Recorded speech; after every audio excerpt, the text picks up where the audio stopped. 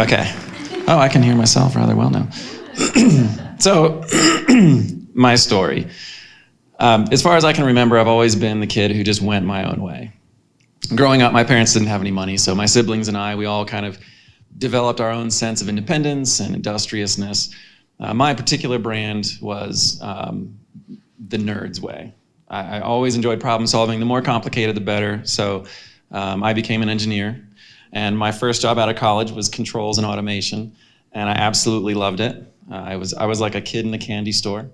And doing that work, there would be these very expensive, very sophisticated control panels that occasionally would have some minute, trivial defects that they'd need to be replaced. And so naturally, I'd ask my boss, hey, can I take this thing home? And he'd be like, John, these are for controlling like thousands of devices in huge buildings. What are you gonna do with this thing? I'm like, well, I'm gonna take it home and wire it into my house and reprogram my heat pump, duh, right? So I did exactly that. So I take this control panel home, wired everything into it, and at the time, I was absolutely thrilled about how much my wife is gonna love what I can do with this control panel, right? So some of you may already see where this is headed. So a few days later, the phone call goes something like this. Honey, I just remotely patched into the house, and I noticed you got the AC going, and I also noticed you have the front windows open, so you may wanna close those. And I don't remember exactly what her response was, but it was not gratitude, not at all. So, lesson learned about controls for other humans doesn't usually go well. So fast forward a few years and several years, I'm playing catch with my firstborn son, Tyler. And when Tyler was born, I prayed that he would become the nerdiest of nerds, right? Not some Birkenstock wearing hippie poet, no. I wanted this kid to be like a real socially awkward thinker nerd so I could relate to him, right? That actually turned out really well. My request was granted. Tyler is awesome, and we get along great. So we're playing catch, and I'm no baseball superstar, but I can get the ball to within a few feet of my target, so I throw the ball, and Tyler catches it.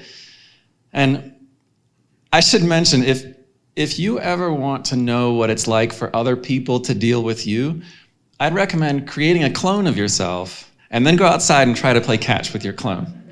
So we're playing catch. I throw the ball, Tyler has it, and I'm waiting. And I can see the gears turning, and Tyler says, hey, Dad, do you think the ball is making a parabola when we throw it? And I'm like, it sure is. What a great question, Tyler. That is awesome. All right, throw the ball, Tyler. A few minutes later, Tyler says, if I spin the ball, do you think it'll still make a parabola when I throw it? That's a great question. I don't know, Tyler, but why don't you throw it and we'll just see how it goes. We'll see how it goes. One eternity later, another theory and another. And after about 10 minutes of this, the only thought in my head is, Tyler, please, I'm begging you, just throw the ball. Just throw the ball, please. So that's a unique way in which my son Tyler and I relate in a big way. That kind of described me. So now, fast forward a little more, and I've toyed around with several small business pursuits, but really none of them really went anywhere because of just lack of necessity. I had a very comfortable engineering job. And so these small business ideas that I've had, that I've pursued a little bit in the past, they really weren't gonna compete with the convenience that I had and the ease of my very comfortable engineering job. So there's a couple of quotes that I really resonate with. One is from George Bernard Shaw. He says, the reasonable man adapts himself to the world. The unreasonable one persists in trying to adapt the world to himself. Therefore, all progress depends on the unreasonable man. And that's always resonated with me. And frankly, when things become very easy and convenient, it's just uncomfortable for me. And another quote I really appreciate is actually one that Andrew shared last week. He said, true change will happen when the pain of staying the same becomes greater than the pain of change. And when he said that, that really resonated with me because I had been drifting to sleep in this cradle of ease and painlessness with this comfortable job. So I needed some kind of a push. Well, 2020 provided that push for me. I lost this comfortable engineering job, and suddenly I had a very healthy dose of something I'd been lacking for a very long time, a sense of real immediate necessity and motivation. So I jumped on this business idea I'd been developing for a while, and now I'm here. This is me throwing the ball. Well, this is not normally always the first question, but now I want to ask you the same thing that I asked our last presenter. So what is inspired soil? What a great question. So I bought a house in an HOA a while back, and I was just thrilled about living under the watchful eye of an HOA. Said no one ever. So I decided to get involved. I wound up on the board of the HOA, and then wound up volunteering to completely rewire their whole irrigation system. And I thought, I'm going to save this neighborhood tons of money on water, right? Because that's what smart irrigation does. And it just didn't happen. So that was irksome. So I went looking for why not, and discovered the trouble with sandy soil. And then figured out, well, there's a solution for this. There's this moisture-absorbing polymer. And so I tested it, and the results were amazing. And I thought, holy crap, this really works. And everybody in the Springs has the same problem. We all have sandy soil. Why hasn't this been commercialized? So I sat on that idea for years, and just now decided, all right, I've developed a process for getting this polymer to where it needs to be. I've figured out how to get the stuff fairly cheaply. But now there's another side to this. Having healthy grass, healthy soil. The company that I started is called Inspired Soil. It's all about developing healthy soil so that you get healthy grass, not just spreading synthetic nitrogen fertilizer over the top. So in trying to sort of fill out the whole picture of healthy soil, I went looking for what's the ideal fertilizer program that could match with this polymer amendment and then make everything work. And then from there, it really became this incredible eye-opening journey through a new wave of lawn fertility, lawn soil treatments. So, I'm sorry, what was the question? What do I do? So, I partnered with a brilliant guy in Boulder named Brad who's developed a completely organic soil fertility program. And so now I'm coupling his program with my polymer amendment to accomplish a few things. Develop very healthy green lawns, like families and everyone loves, while not using synthetic fertilizers or chemicals. They're just not necessary anymore, right? So now modern science is actually coming full circle and really proving that you don't need the chemicals. So chemical-free, non-toxic, safe, healthy lawns that will also save water. That's become my new passion. So do you sell the fertilizer, or do you actually do the work and take care of it for us? Both. So doing the work in this case means handling the whole soil fertility program. So I do the fertilizer treatments. And again, the treatments are really not the conventional nitrogen fertilizer that you just spread over the top and that's the end of the story. It's really about bringing to life all of the soil microbes below the grass in the root zone. So the program is, I'm doing the work, I'm applying these fertilizer treatments and this polymer amendment. Yeah. So who's your ideal customer? Someone with an already established lawn that needs a little love, or someone with no lawn where we start from the beginning? Actually, it could be both. So someone with an established lawn, in my case, I had a new house with new sod that had been laid down by the contractors. And generally, when they do that, they want to get away with as little as they possibly can. So it was like a tale of two cities. My front lawn was done by the contractor, contracted by the builder, and it had like a micrometer of soil below the roots. The backyard was my project. So for people in that scenario, I feel their pain, and I have an answer for it. So for people with new homes, established turf, or new sod that's sitting over a really weak soil layer, those would be my ideal customers. But really everything between somebody who wants to put in a yard, if you want to put in sod, certainly help with that. If you have sod that's been laid over sand, which is happening everywhere right now, I can help with that. And if you have an established yard and you've been on a synthetic nitrogen fertilizer program and you would just like to kind of peel away from that and halt all the chemicals that you're spreading over your yard like everyone else, there's a better way, so I can help with that too. Question? Okay, so when I was young, my full-time job was eating dirt. So I'm just wondering, you said it's safe and everything, what if the kid gets out there and he's eating dirt like me? Yeah, actually, that's one of the really amazing things about this soil fertility program is that the ingredients are all edible ingredients. I'm not going to make like a smoothie out of this stuff, but the ingredients are completely natural and organic, and they're edible.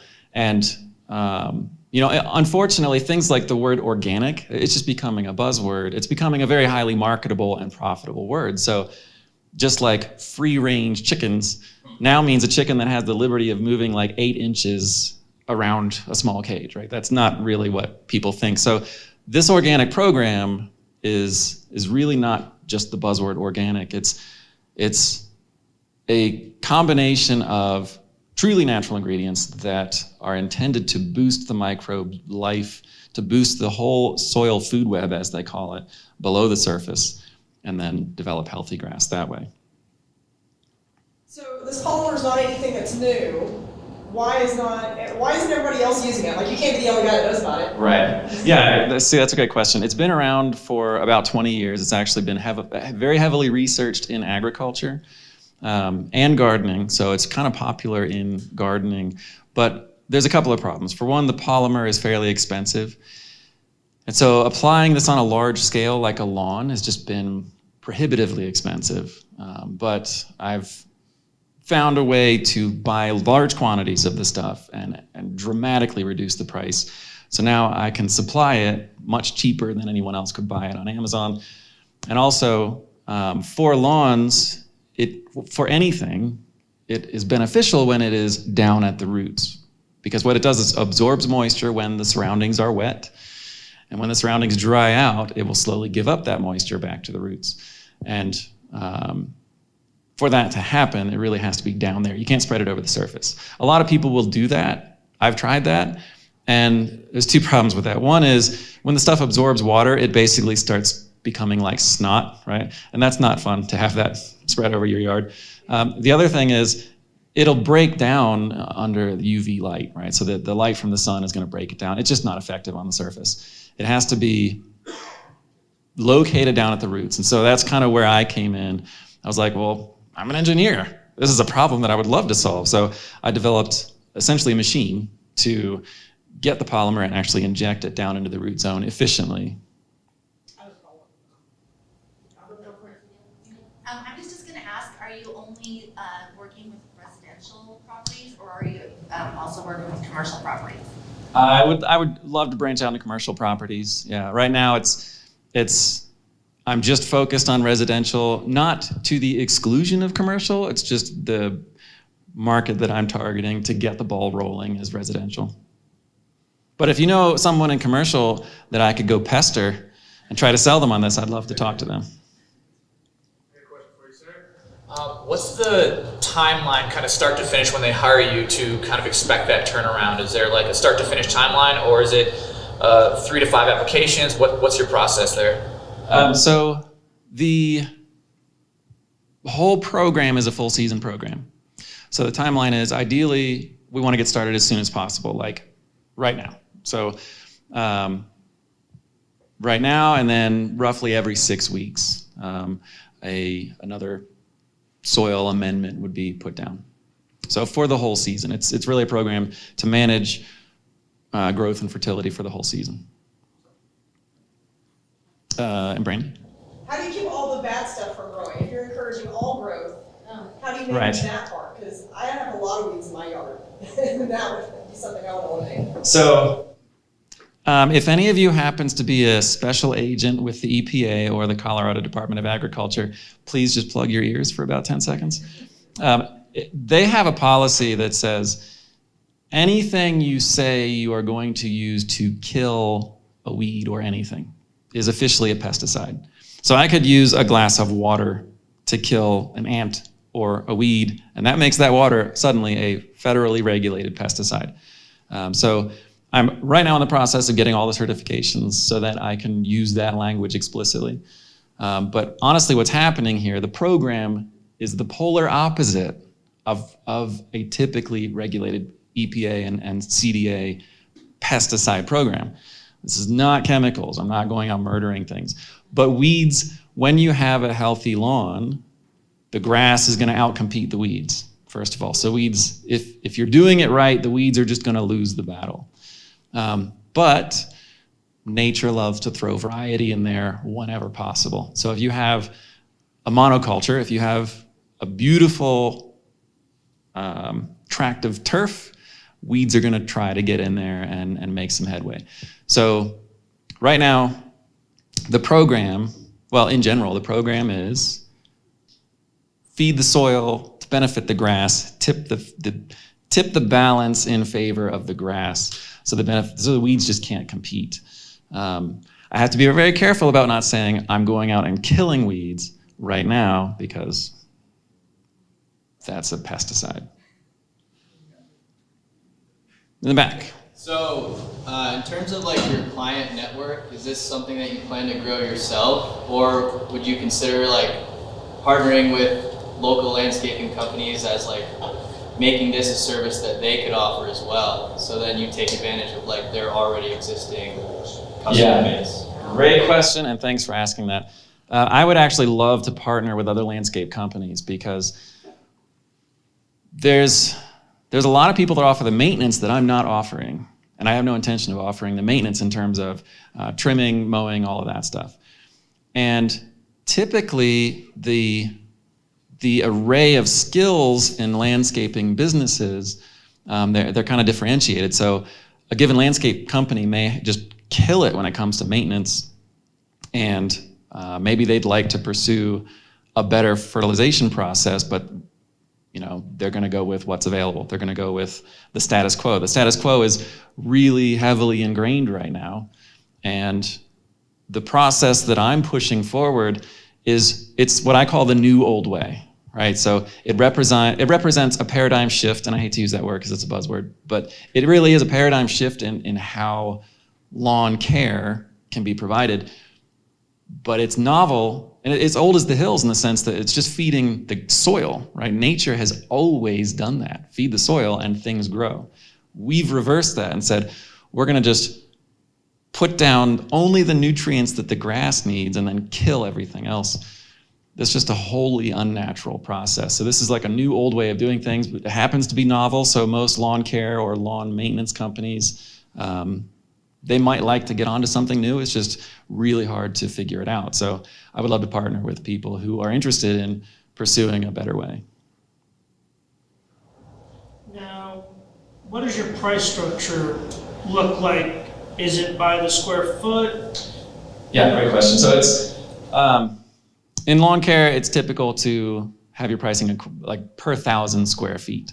So lawn sizes vary like crazy. Some lawns have these little tiny postage stamp pieces of turf. They're a few hundred square feet.